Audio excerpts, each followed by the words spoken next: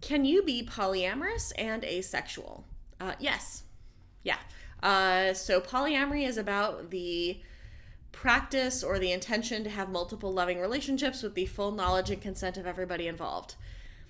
For a lot of us, that does involve sex, right? Like, I hate it when people are like, polyamory isn't about sex. Like, it may not be about sex for you, but it is often about sex for me.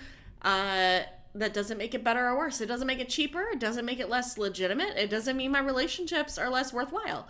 I am a fuck first person. And so sex is deeply involved in all of my relationships that are, romantic connections, dating connections.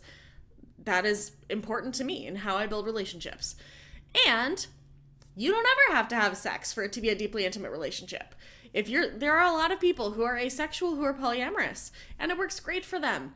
I think that there is sometimes this perception that, like, the big benefit of doing polyamory for an asexual person is that then if your partner is allosexual, they don't have to just never get sex. They can just get sex from other people and it'll be great.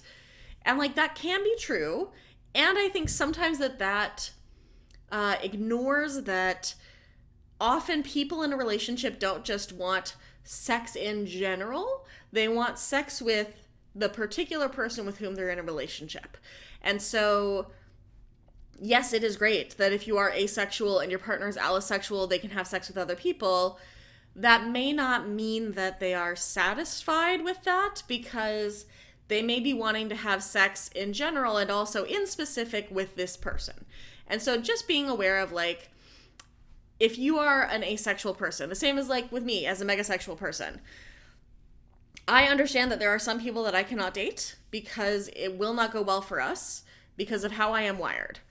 I cannot date an asexual person. That would not work for me because sex is so central to how I get to know people, how I build bonds, how I form romantic connection. Like, that is at the center of how I do things.